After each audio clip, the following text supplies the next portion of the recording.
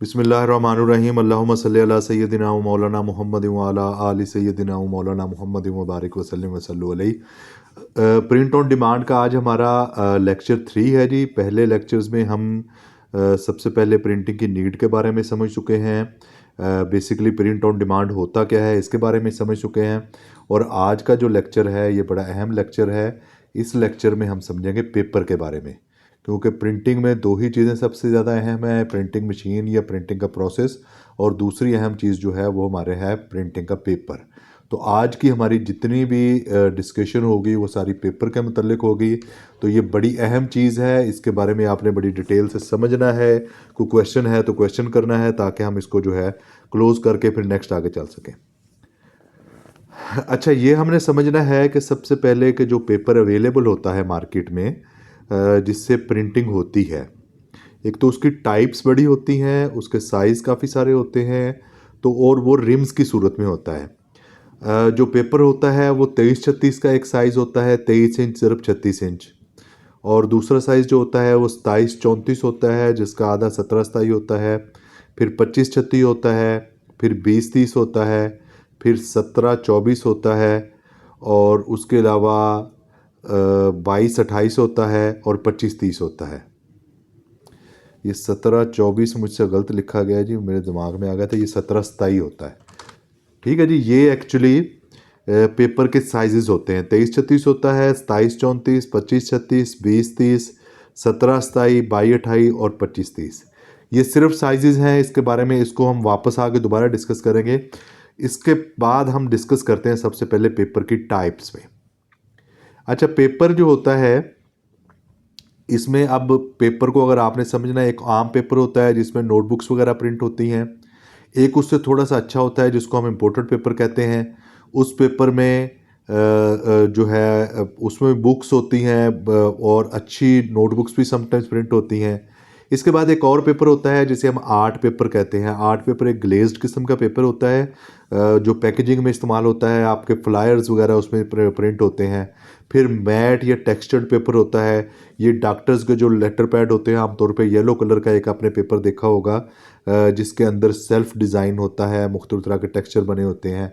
फिर इसी तरह आर्ट कार्ड होता है, हमारे विजिटिंग कार्ड हों, टाइटल्स हों, ये सारे आर्ट कार्ड में प्रिंट होते हैं।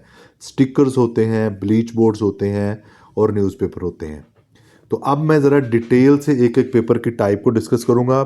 आई हैव ट्राइड कि मैं आपको एक एक पेपर की वो शो भी करवा सकता टाइप, लेकिन वो मेरे पास है नहीं। उसके लिए एक टूर रखेंगे किसी दिन मार्केट का, और उसमें जाके आपको समझाएंगे।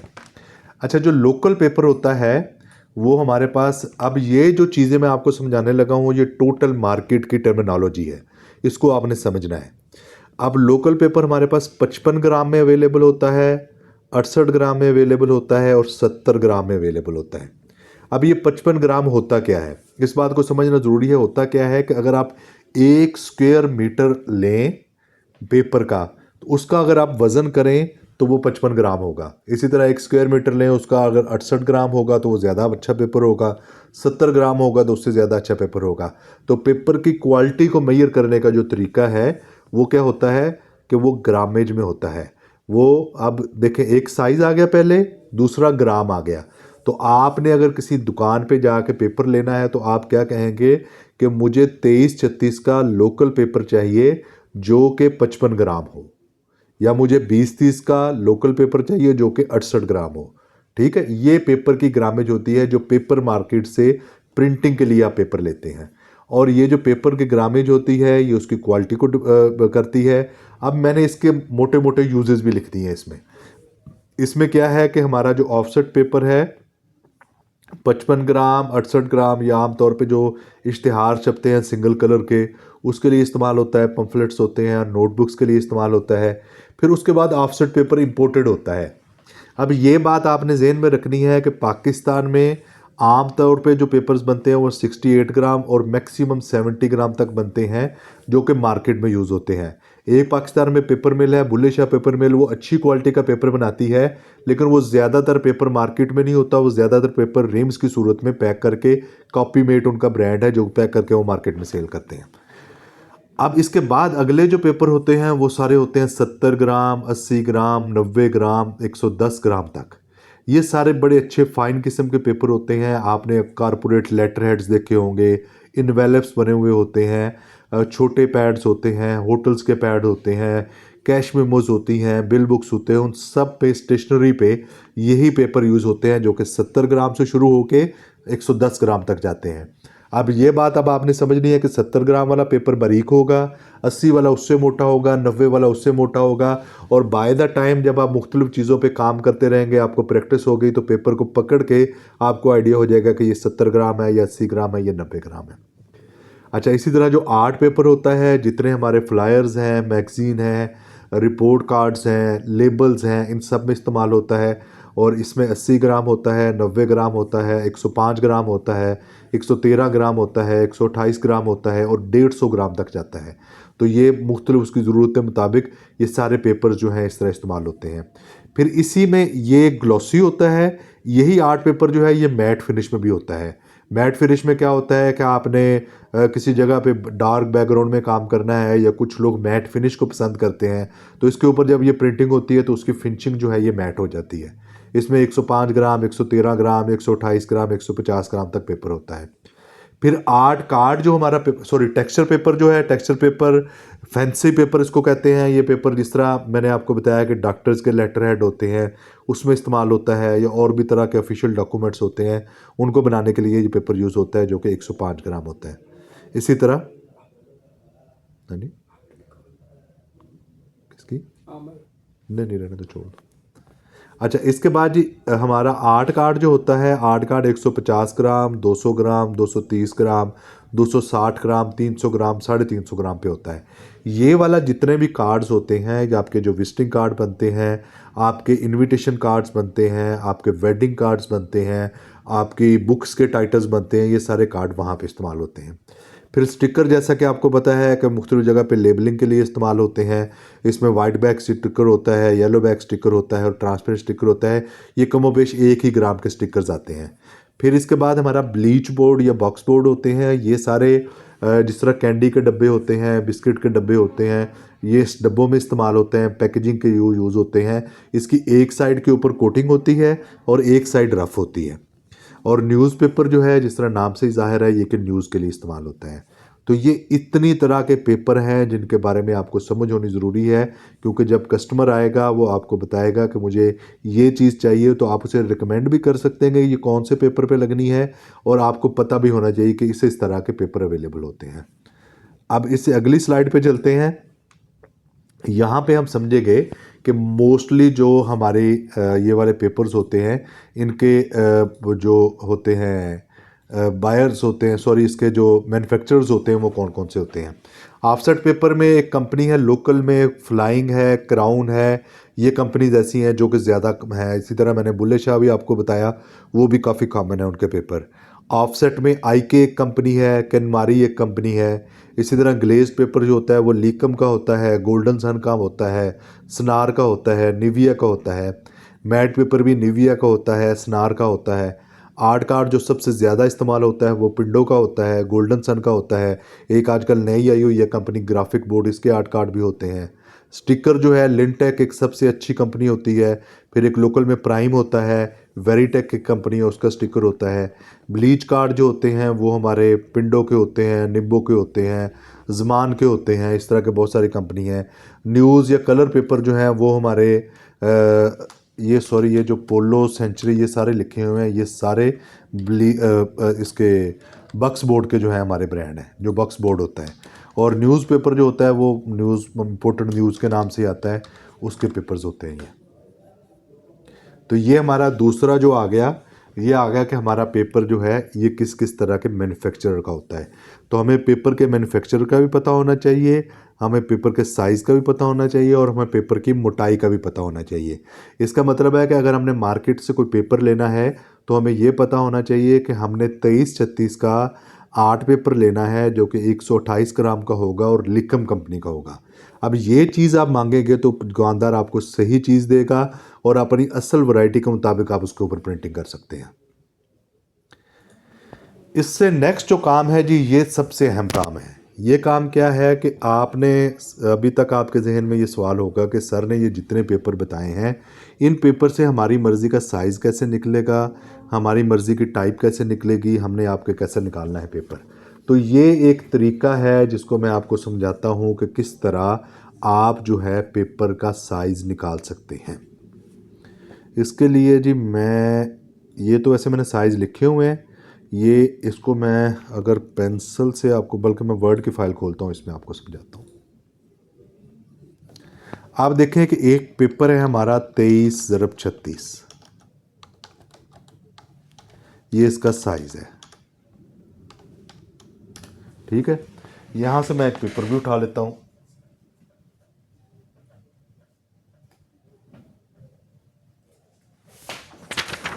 ये पेपर आपके सामने आ गया।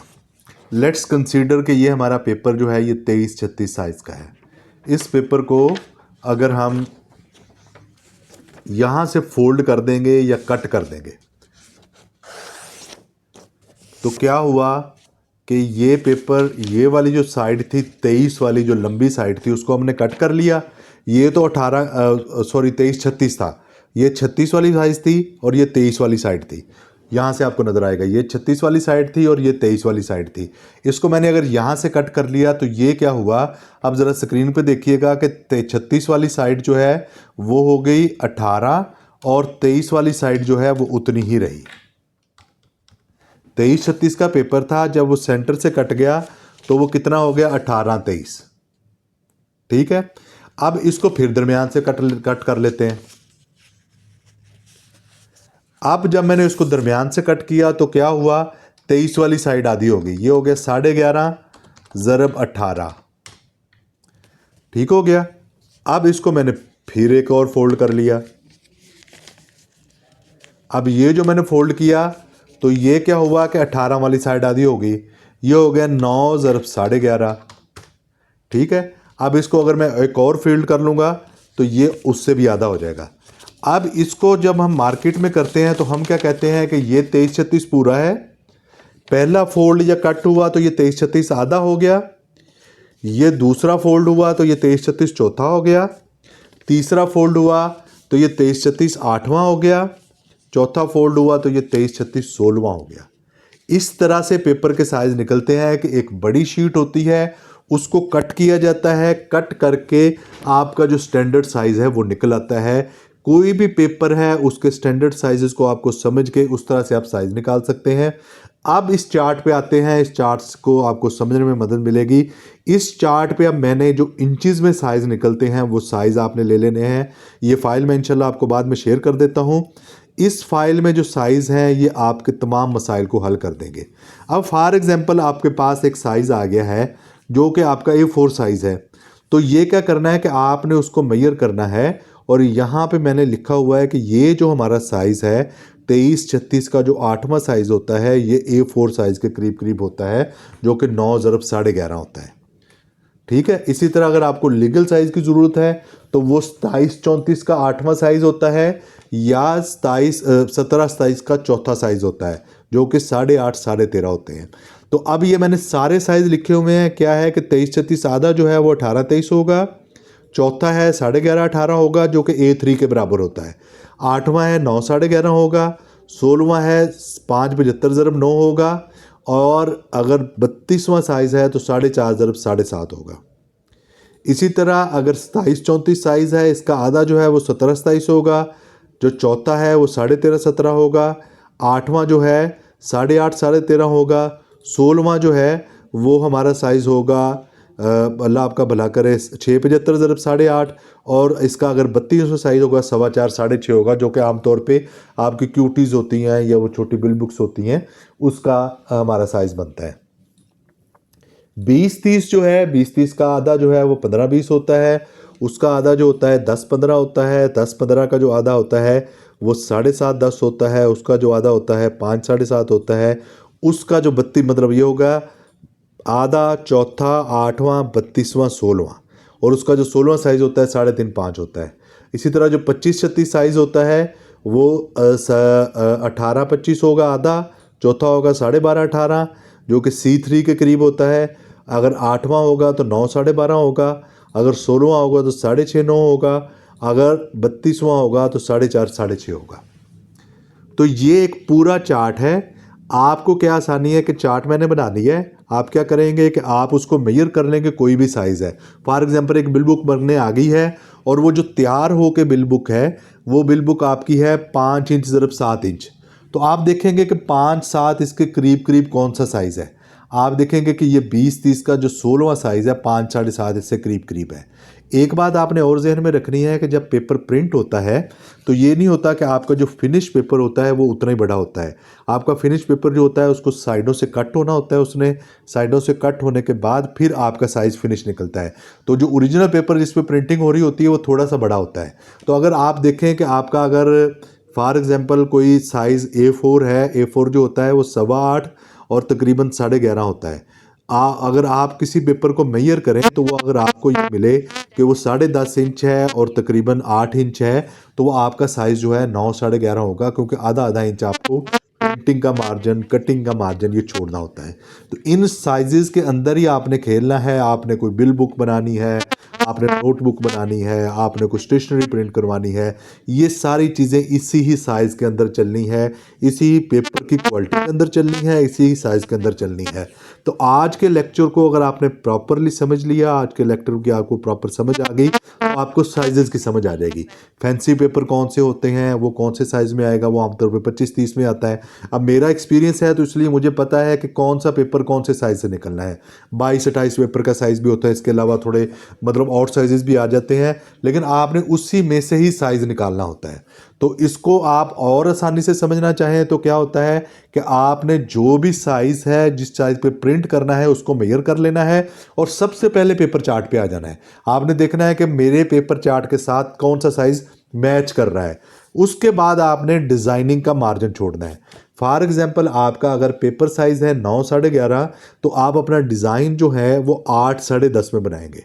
अपना डिज़ाइन 8 10.5 में बनाएंगे, 9 11.5 पेपर का साइज़ है। अगर आपका प्रिंटिंग साइज़ जो है 6.75 ज़रब 8.5 है तो आपका अपना डिज़ाइन जो है वो 5.75 ज़रब 7.5 में बनाएंगे। बाकी मार्जिन छोड़ देंगे। जो बंदा आपकी आउटपुट सेट करेगा वो उसको ब्लीड एरिया बढ़ाने के बाद, जब आपने ब्लीड एरिया बनाना है, ट्रिम लाइंस लगानी है जो कि हमारे अगले लेक्चर में आएंगी चीज़ें, उसको लगाने के बाद आपको एक जॉब पे जब सेट करना है तो तब उसके ऊपर वो सेटिंग होगी। तो ये बेसिकली हमारा साइज़ है। अच्छा, इसी तरह जब हम लेबलिंग का काम करते हैं तो लेबल में हम किसी सेट पैटर्न पे साइज़ नहीं बना सकते। तो वो क्या होता है कि जो साइज़ आपने बनाना है उस साइज़ को ले लेंगे और देखेंगे कि किस साइज़ के करीब करीब है, कौन से पेपर में हमारी बहुत कम वेस्टेज आ रही है, उस कम वेस्टेज के साथ हम साइज़ बनाएंगे।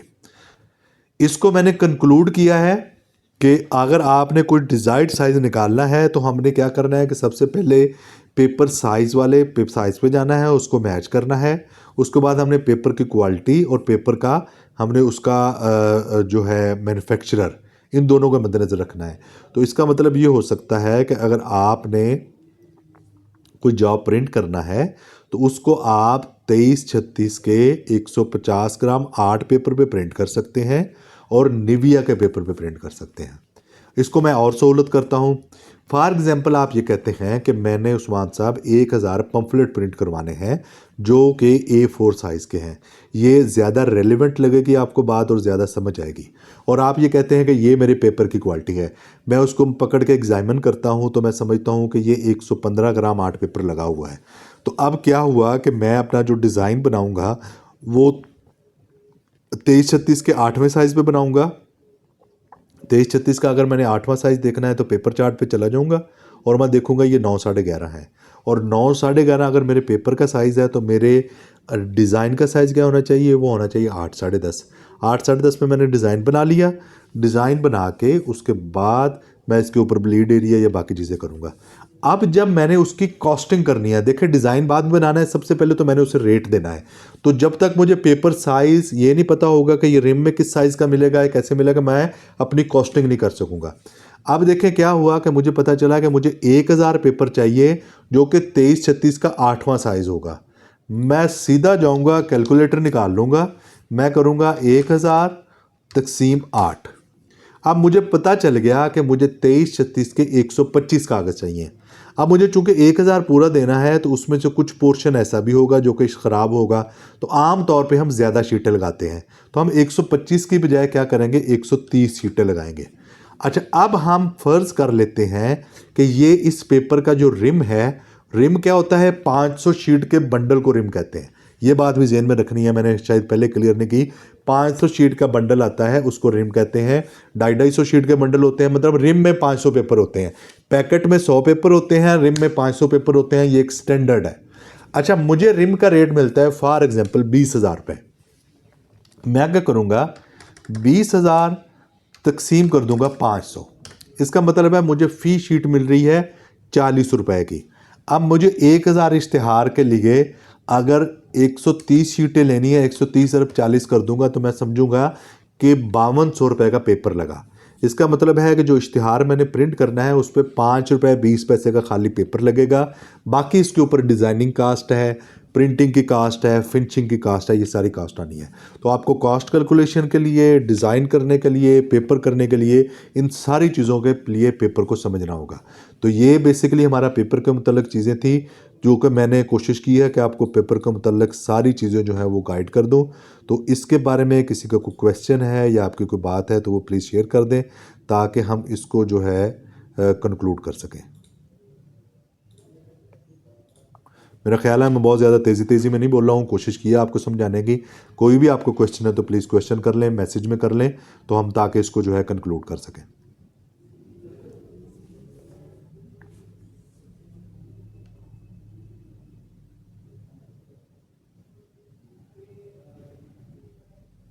साथ हैं कोई जी? मैं माइक खोल लेता हूँ इधर से, मुझे बता दीजिए जी। मासूमा का सवाल है।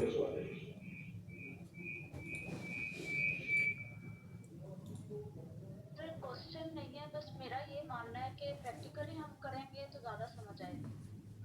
ऑब्वियसली प्रैक्टिकली करेंगे तो ज़्यादा समझ आएगी, ये एक बेसिक कॉन्सेप्ट है जो इसमें क्लियर हो जाएगा। और आई विल ट्राई कि मैं मतलब जहाँ पे पॉसिबल हो सका मैं तो आपको वीडियो के ज़रिए प्रैक्टिकल बता सकता हूँ, कुछ वीडियोस मैंने बनाई भी हुई हैं। और लेकिन ये है कि बेसिक कॉन्सेप्ट आपका क्लियर हो जाएगा तो जब भी आप काम करने जाएंगे तो आपको परेशानी नहीं होगी। तो हाँ, जैसे जाहिर सी बात है, जब तक हम प्रैक्टिकली वर्क नहीं करते हैं, ऐसे आप समझा देंगे हमें समझ आ गया, कोई क्वेश्चन नहीं है हमारा, बट जब तक हम प्रैक्टिकल नहीं करेंगे तब तक हमें सही समझ नहीं आएगी। जी, मेरा प्रैक्टिकल का मानना क्या ये है। तरीकाकार है कि मैं इसके बाद आपको इंटर्नशिप ऑफर करूंगा, आप अपना बिजनेस स्टार्ट कर सकते हैं इस कोर्स के बाद अपना प्रिंटिंग का। उसमें अगर आपको प्रॉब्लम आती है कोई पेपर को समझने में, पेपर की चीज़ में, वो मैं गाइड करूंगा डेफिनेटली आपको।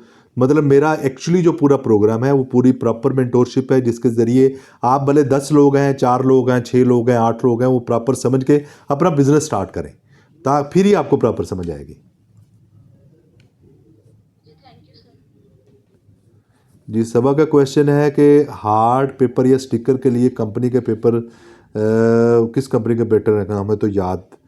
अच्छा देखें, अब आर्ट का हार्ड पेपर में भी 2-3 तरह की चीज़ें हैं। अब सबसे पहले हमने क्या देखना है, कस्टमर हमें सैंपल देता है तो हम उससे करते हैं, एग्जामिन करते हैं कि किस तरह का पेपर है, अदरवाइज हम खुद से डिसाइड करते हैं।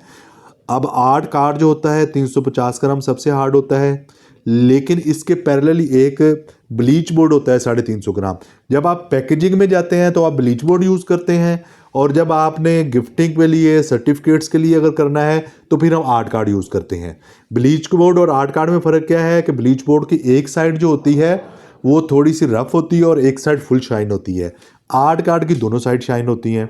इसी तरह ब्लीच बोर्ड के बाद एक बक्स बोर्ड होता है, उसकी एक साइड ज़्यादा रफ होती है। तो इस तरह से ये सारी होती हैं।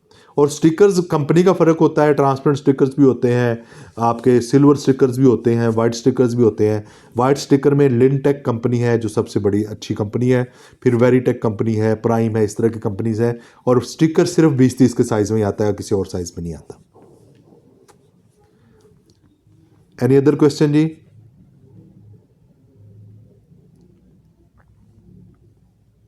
जी मासूमा। सर, आपने जो वीडियो भेजी है मुझे, मतलब लिंक शेयर किया था, तो वो मैं वीडियो देखी, उसमें आपने सॉफ्टवेयर कौन सा यूज़ किया हुआ है? मैं कोरल ड्रा यूज़ करता हूँ, मैं डिज़ाइनिंग के लिए कोरल ड्रा यूज़ करता हूँ।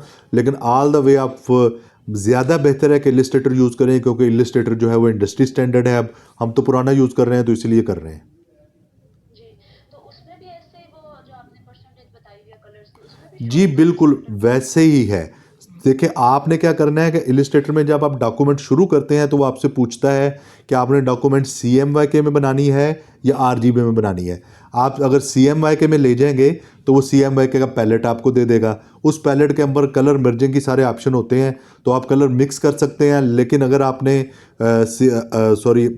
CMYK का वाला पैलेट सेलेक्ट कर लिया है तो उसमें कलर्स को आपने इस तरह से करना है कि कलर में कोई भी कलर बनाए के बन जाएगा। सिर्फ एक ही रूल की बात आपको बता देता हूं कि ब्लैक कोई भी कलर बनाते वक्त ब्लैक की परसेंटेज 50 से ऊपर नहीं लेके जानी। ब्लैक की परसेंटेज 50 से ऊपर ले जाएंगे तो वो बहुत ज़्यादा असरअंदाज होता है, कलर बहुत डार्क बनते हैं प्रिंटिंग में। जी ठीक है सर, थैंक यू। जी एनी अदर क्वेश्चन जी?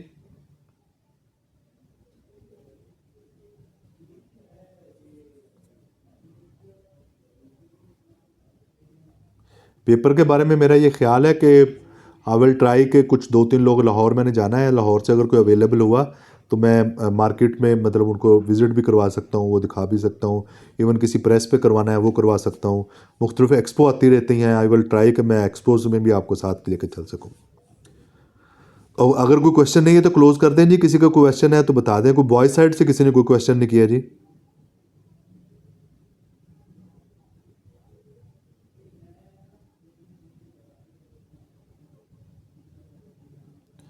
चलें ठीक हो गया जी। अभी हमारा मेरा ख्याल है कंप्लीट हो गया। मैं आपको एक वीडियो ज़रूर और शेयर कर दूंगा। इस वीडियो में पेपर के मतलब सारी चीज़ें हैं। तो अब इंशाल्लाह फिर अल्लाह ख्याल रखे, कल जो है हम 5:30 पे क्लास में मिलेंगे। तब तक के लिए अल्लाह हाफ़िज़। अल्लाह पाक आपको आसानियत अता फरमाए। Thank you very much.